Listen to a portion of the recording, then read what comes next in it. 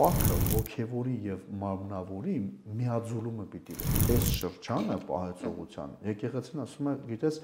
եկ միասին ինչ որ ճամփորդության գնանք, առհասարակ փորձությանը մեր վերաբերմունքը ինչպեսին պիտի լինի։ Պահքը մեզ սթափության կոչ է անում, հանդարտության կոչ է անում եւ ասում է, գիտես, քո կյանքում կլինի պահոց շրջան, թե չի լինի պահոց շրջան, այդ մարտահրավերները միշտ լինելու են, որովհետեւ կան կարծատիպեր պահքի նկատմամբ։ Հաճախ մարդիկ մտածում են պահք պահելը ուղղակի սահմանափակումների մի շղթա է, պահքը առավելությունների շղթա է։ Դա մոտեցում կա, որ ուրախանալ չի կարելի։ Կարելի է, ով ասում, պահքը հենց հոգևոր ուրախություն է, պահքը արդեն իսկ ուրախություն է պահքը։ Բարև ձեզ, մարտի 3-ից մեկնարկել է մեծ պահքը։ Այդ ճանապարհը ճիշտ անցնելու համար այսօր լսելու ենք խորհուրդներ հոգևորականից։ Մեր տաղավարում Տեր Բարտողոմեոս Քահանա Հակոբյանն է։ Շատ ուրախ ենք ձեզ այսօր տեսնել այստեղ։ Տեր հայր, երբ ասում են պահք, միանգամից առաջին բառը, որ ինձ մոտ գալիս է, պայքարն է։ Կարող ենք ասել, որ պահքը պայքար է ավելի լավը դառնալու համար։ Միանշանակ, պահքը կարծես մարտահրավեր լինի։ Մեզ ուղղում է, ուղղորդում է, որ մենք մեր վրա աշխատանք կատարենք, կարողանանք մեր մեջ որևէ բան փոխել։ Սա շատ կարևոր է, այս փոխելը, որովհետև մենք սովորական առօրյայի մեջ մենք շատ դժվար է լինում որևէ նպատակասլացություն ձեռք բերել եւ կենտրոնանալ որևէ գործառույթ կատարելու համար։ Իսկ պահքը մեզ հենց սրա վրա է ուղղորդում, որ գիտես, եկել է ժամանակը, որ դու հիմա պիտի կենտրոնանաս եւ անես այն, ինչը որ քո համար օգտակար է։ Եվ եթե մենք պահքը այսպես նայենք երկու ուղղությամբ, թե հոգևոր եւ թե մարմնավոր առումով, երկու ուղղությամբ էլ մարդուն օգտակար է։ Մարմնավոր, որովհետեւ պահքը օգնում է, որ մարդը օրգանիզմը մաքրվի, եւ հոգևոր օգնում է, որ այդ օրգանիզմի մաքրությունը նաեւ նպաստի ես կարողանամ ձեռք բերել առավելություններ իմ անձի նկատմամբ, իմ կամքի նկատմամբ, իմ կամքը ես զորացնեմ։ Եվ սրա համար արդեն երկու ուղղությամբ էլ ինքը մեծ օգուտ է բերում ինձ եւ նպատակը դարձնում է ավելի լավը եւ օգնում է, որ ես կարողանամ ավելի նպատակասլացնել։ Դերեր, քանի որ այդ մասին խոսեցիք, մեզ հաճախ են հարցնում սննդային սահմանափակումը ինչպես է ազդում հոգեկան վիճակի վրա։ Տեսեք, մենք հաճախ առանձնացնում ենք մարմնավորը եւ հոգեվորը, բայց իրական մենք չպետք է առանձնացնենք։ Հոգեվորն ու մարմնավորը միասին պիտի գործեն։ Մենք չենք կարող հայտարարել, ասել, գիտես ինչ, ես հոգեվորն եմ միայն պահում, մարմնավորը մեծ ուշադրություն չեմ դարձնում, կամ հակառակը, ես մարմնավորն եմ պահում, բայց հոգեվորը ուշադրություն չեմ դարձնում։ Պահքը հոգևորի եւ մարմնավորի միաձուլումը պիտի լինի։ Այսինքն ես մարմնավորով պիտի ձեռք բերեմ հատկություն հրաժարվելու որոշակի գործառույթներից, ուտելիքներից, որ այսօր ես տեսանելի տեսնում եմ, որ միսը այս շրջանը ինձ համար օգտակար չէ, միսը չի կարելի, ես հրաժարվում եմ։ Եվ այս հրաժարվելու այդ հմտությունը ես ձեռք եմ բերում եւ կիրառում եմ իմ հոգեվոր դաշտում, որ գիտեմ գողամություն է, հպարտություն է, բարկանալ է, չի կարելի, Աստծուն հաճելի չէ եւ հեսա կիրառում եմ իմ կյանքում։ Եկավ դրությունը, որ ես պետք է բարկանամ, հրաժարվում եմ բարկանալուց։ Թե չէ ուրիշ կերպ ես կարողանամ ազդել իմ հոգեվոր գործառույթներին, որոնք անտեսանելի են։ Շատ դժվար է, գրեթե անհնար է։ Ինչպես ես պիտի ազդեմ իմ հոգեվորի վրա։ Իսկ այդ հոգեվորը ձեռք եմ բերում մարմնավորի ազդեցությամբ։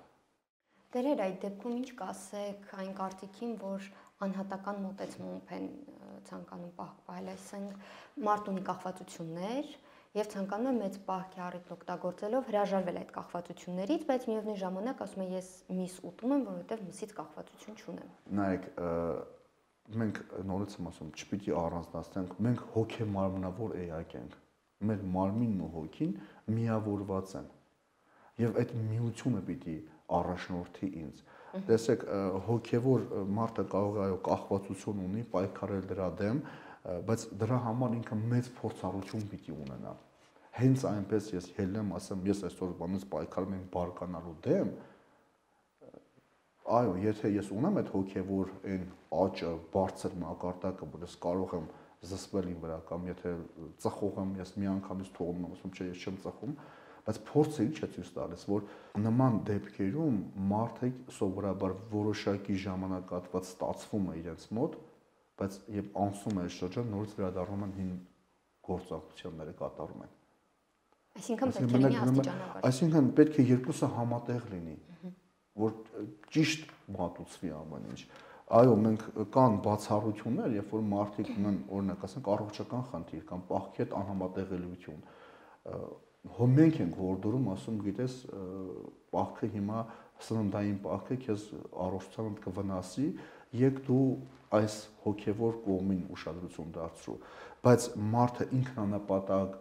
ելնի եւ ասի, ես այսպես եմ ցանկանում եւ այսպես եմ անում, ճիշտ չէ, ամեն դեպքում մարդը կընտրի թե հոգևոր,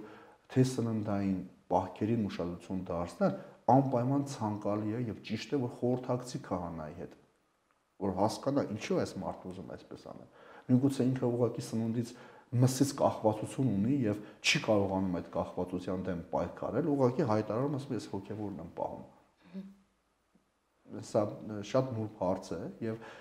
ճիշտ է, որ ինքը անպայման խորհրդակցի հոգևորականի հետ։ Դերեր, ձեզ ճիշտ եմ հասկանում, որ պահք պահելիս մենք պետք է հոգևոր նպատակ ունենանք եւ այդ նպատակը փորձենք անցնել։ Այդ պահքը հենց առաջին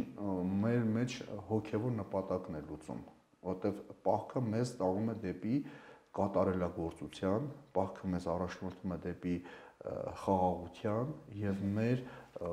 հոգևոր աճին պետք է նպաստի։ Եթե ես պետք է պահք պահեմ եւ հոգևոր աճ չունենամ,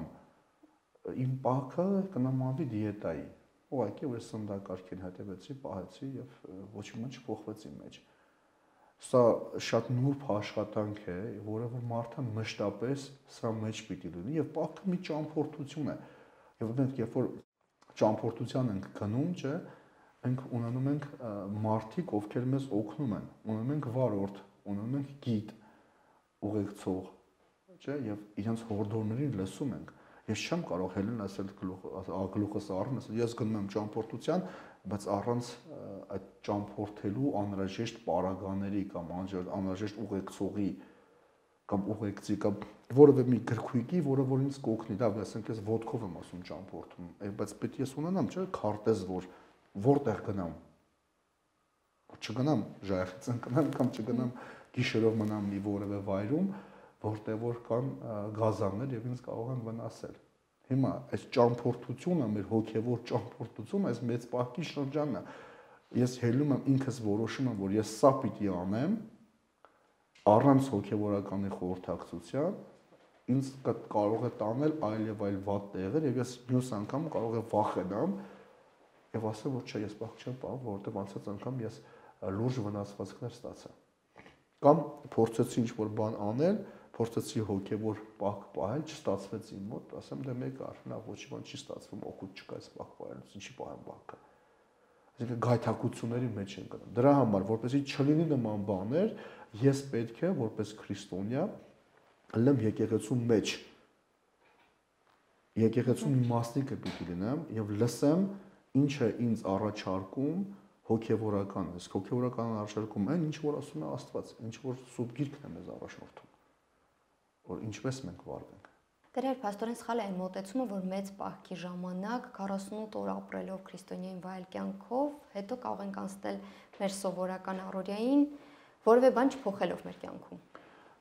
Միանշանակ սխալ է, որովհետև այս պահեցողության շրջանը մեզ առաջնորդում է, ասում է, արի վերափոխվենք միասին։ Արի, ասեք, մենք միշտ ունենք ապաշխարելու հնարավորություն։ Մենք միշտ ունենք մեղքերից մաքրվելու հնարավորություն։ Տարվա ցանկացած ժամանակ մարդը կարող է ապաշխարել, զղջալ, խոստովանվել, թողության արժանանալ։ Հիմա, բայց այս շրջանը պահեցողության եկեղեցին ասում է, գիտես, եք միասին ինչ որ ճամփորդության գնանք, եք միասին նավարկենք, եք միասին գնանք A կետից B կետ։ Եվ եք այս կանոններով գնանք, եւ սա քեզ թող լինի տարվա ընթացքում ուղեցույց։ որ կյանքի այն մյուս ամիսների ընթացքում դու այս փորձառությունը կիրառես քո կյանքում։ Չլինի մենք այս ընթացքում դառնանք պուպուշ բարի մարդիկ, բայց պահքը անցնի, մենք նորից շարունակենք մնալ մեր հին վատ սովորությունների մեջ։ Պահքի ընթացքում ես սկսեմ չծխել, ալկոհոլ չօգտագործել, այս չանել, այն չանել, պահքը վերջնա ես նորից դառնամ այն հին գազանը, չէ։ Պահքը ասում է, որ եկեղեցին ասում է, որ այս պահքի շրջանում այս հմտությունները, որոնք դու ձեռք պետք է բերես, սրանք պետք է կիրառես քո կյանքի ընթացքում, տարվա մյուս ամիսներին։ Եվ եթե մենք նայենք մեր եկեղեցու օրացույցին, կտեսնենք, որ միայն այս մեծ պահքով չի սահմանափակվում։ Տարվա օրերի ուղիղ կեսը եկեղեցին առաջարկում է մարդուն պահեցողության։ Այսինքն այդ միշտ դրա մեջ լինելը եկեղեցին առաջնորդում, որ մարդը միշտ շաբաթական 2 օր կամ ամսվա ընթացքում գոնե 1 շաբաթ ինքը այդ խոհեմությունը եւ այդ կոչը միշտ իր ականջին հնչի եւ միշտ այս վիճակի մեջ լինի։ Ցավոք այսօր մեր ժողովրդի մեծամասնությունը կենտրոնանում է միայն այս մեծ պահքի շրջանի վրա եւ տարակարծություն առաջանում մտածելով թե լավ էս մենք այս ընթացքում կանենք, կմաքրվենք, վերջ ամբողջ տարին ինչ կուզենք կանենք, չկա նման բան։ Սա հերթական մի մեծ պահքն է, մեծ շրջանն է, որին որ մենք մեծ ուշադրություն ենք դարձնում եւ լավ է որ դարձնում ենք, բայց սա պիտի կիրառենք մեր կյանքում։ Դեռ կա կարծիք, որ ժամանակակից աշխարհում, հատկապես Հայաստանում, որ դժվար ժամանակներ են, ամեն օր տագնապներն ավելանում են, այսօր առավել դժվար է ամբողջովին կտրվել այդ տագնապներից մեծ պահքի ընթացքում։ Արդյոք հնարավոր է եւ արդյոք պետք է ամբողջովին կտրվել։ Գիտեք,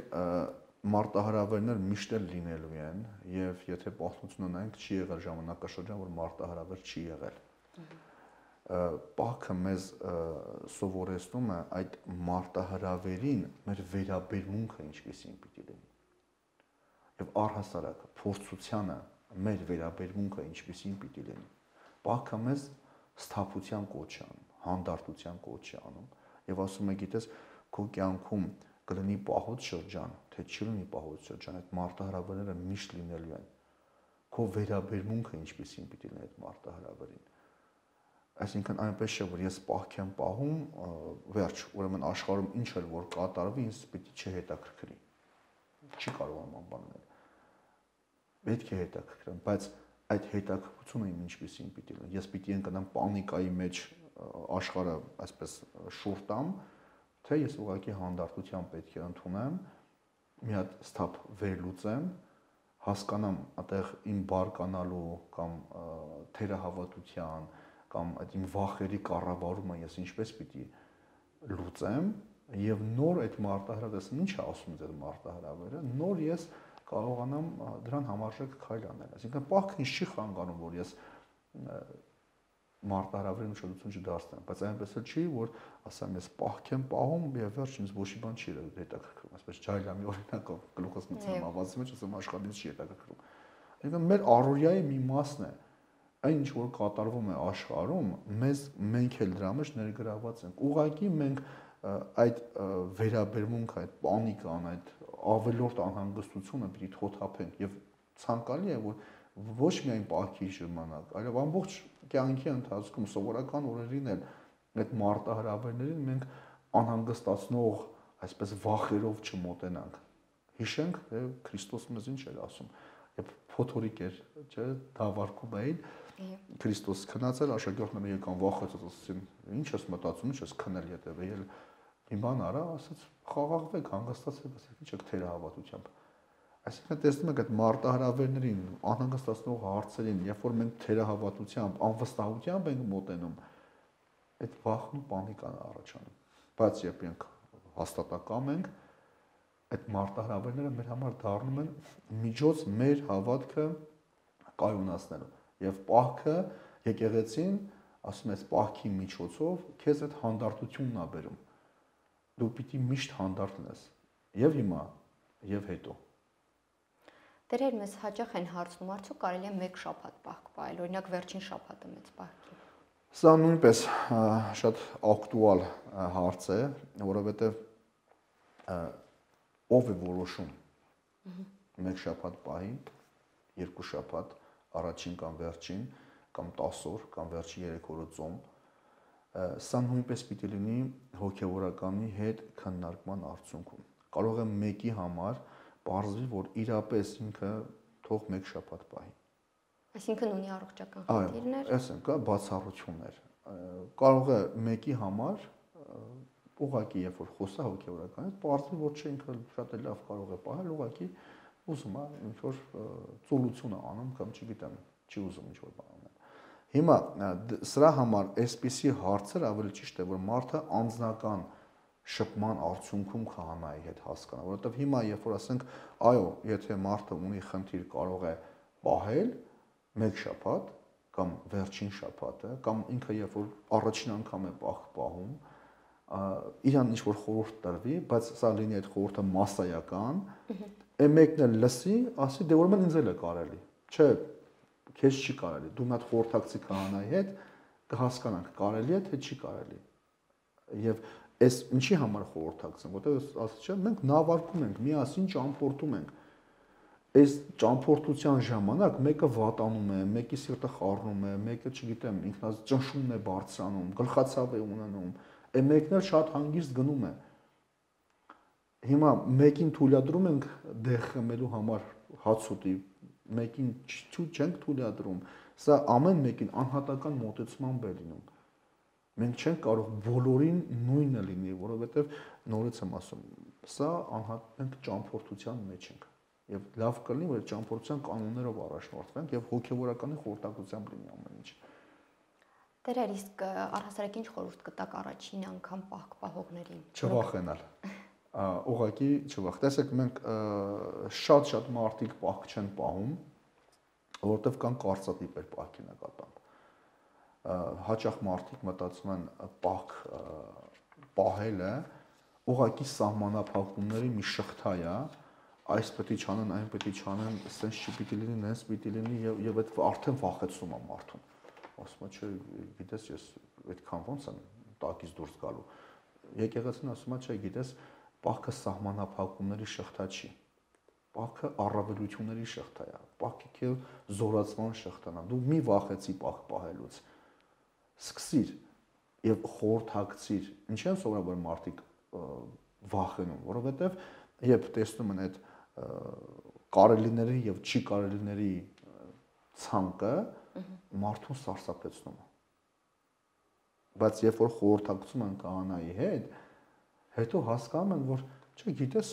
դժվար չի իրականում։ Կարող են պահել։ Սա ասենք անձնական փորձառությունից եմ ասում, եւ խոսում ենք եւ մարդը ասում է, չէ, գիտես, ես չեմ կարող, ես եմ անում, ես զբաղվածություն, ես աշխատանք, ոնց պետք է պերերիվ անեմ, ոնց պետք է ես անեմ, անհնար է։ Եվ բացատրում ես այս ամբողջ նրբությունները, հասկանում ես, չէ, ես ոնց ամբողջ կյանքս ես չէի պահում։ Այս ինչ լավ բան էր։ Եվ սա նրա համար եմ ասում, նախ եւ առաջ չպետք է վախենալ, տագնապի մեջ չպիտի ընկնել, ուղղակի խորհրդակցել հոգեվորական հետ։ Երբ խորհրդակցեց, կհասկանա, որ կարող է, եւ միգուցե այո, խորհրդակցի եւ կանոն իրեն ճիշտ ուղղորդի, թե ինչպես ինքը պահի։ Անհատական մոտեցումը շատ կարեւոր է։ Ինչ անի ինքը առաջին անգամ պահելուց։ Միգուցե առաջին անգամ, այո, ինքը մի շաբաթ պահի, կամ վերջին շաբաթը պահի, կամ ընթացքում մի որոշական շրջան պահի, կախված թե մարդը ինչ անհանգստացնող, ինչ խնդիրներ ունի։ Մենք առավել հաճախ խոսում ենք, թե ինչ չի կարելի անել պահքի ընթացքում, բայց քիչ ենք խոսում, թե ինչ պետք է անենք։ Տեսեք, այո, այս սահմանափակումն է, նայեք, մենք մտածում, որտեվ մեր այդ մտածումը կա, չէ՞, մենք միշտ մտածում ենք, ասենք, պահքի ժամանակ չարչարենք մարմինը, որ զորանա հոգին։ Այս մոտեցումը մենք առաջնորդվում, բայց իրականում ասեք այդ մի քիչ ծայրահեղության մեջ մենք պիտի չընկնենք, որովհետև մենք չարչարելով մարմինը, մենք ուղղակի այդ հմտությունները պիտի ձեռք բերենք կառավարելու կամքը։ Մենք այսպես պիտի առաջնորդենք, որովհետև մենք ինքնանպատակ չի լինում այդ չարչարանքը, հենց մենք ուղղակի հաճույք ենք ստանում մարմինը չարչարելուց, չէ՞։ Մենք այդ դրա միջոցով մենք հմտություն պիտի ձեռք բերենք եւ այդ կարելի եւ չի կարելի սահմանները շատ նուրբ են։ Եվ հիմա մարդիկ մտածում են, դե գիտես, օրինակ ես մարտ ամսին եմ ծնվել, միշտ իմ տարեդարձը ծննդյան ընկնում է պահքի շրջան,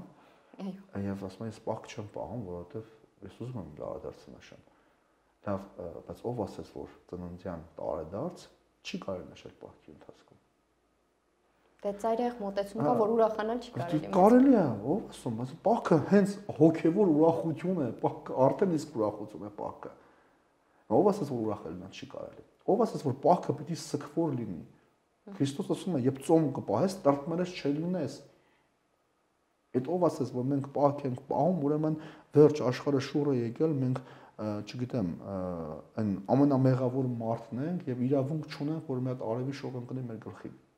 Չկա նման բան։ Ամեն ինչ որ պահքի թույլատրելիության կանոնների մեջ է, այո, կարող ենք պահել։ Այսինքն, տեսեք, ամեն դեպքում ծննդյան տարեդարձին հարբեցողությունը մեղք է։ Լինի պահքի շրջանում, թե չլինի պահքի շրջանում, հարբեցողությամբ զբաղվել չի կարելի տարեդարձի կամ որևէ խնջույքի ժամանակ։ Ինչ կապ ունի ես պահք եմ, թե պահում, թե պահք չեմ պահում։ Իմ ծննդյան տարեդարձն է, ես կարող եմ պահքի սահմաններում ուրախանալ, այո, երգել, այո, նաև պարել, ոչ մեկ ինչ չի արգելում։ Եկեղեցին չի ասում, որ պահք ես, ուրեմն աշխարհը շուտ ուր գլխիդ եւ ապրիր։ Չէ, մեր կենցաղավարության մասը պետք է լինի։ Բայց չի նշանակում, որ այո, կարող եմ ծննդյան տարեդարձ նշել, բայց պիտի զբաղվեմ հարբեցողությամբ։ Այս անցումային այդ նուրբ կետերը ես պիտի կարողանամ ճիշտ հասկանալ ու պահել։ Իսկ երբ ես կարողանամ ճիշտ հասկանալ, երբ խորհրդակցում հոգեվորականի հետ։ Երբ որ հասկանում որ պահքի ժամանակ այո, ես կարող եմ պահքի ուտեստներով նշել իմ տարեդարձը, ինձ ի՞նչն է խանգարում արդեն, որ ես ի՞նչ տարբերություն, ի՞նչն ենք մենք կարևորություն, սեղանի բովանդակությանն ենք կարևորություն տալիս, թե հոգևոր աճին ենք կարևորություն։ Եթե սեղանի բովանդակությունն է իմ համար կարևոր, այո, պահքի ժամանակ ես շատ բաներ, ուրեմն չի կարելի ինձ, բայց եթե սեղանի բովանդակությունը մոտ նշանակություն չունի, այնտեղ կլինի ձուկ, թե այնտեղ կլինի ինչ-որ բուսական բանով տապակված մի բան, բացարձակ նշանակություն չունի։ Երկու դեպքում էլ ես դա ուտելու եմ եւ այդ հագեցվածություն ունենալու եմ։ Այո, բայց պահքի ժամանակ այդ խմիչքի չարաշահումը չի լինելու եւ մարդը արդեն սկսում է բանել, անհանգստանալ։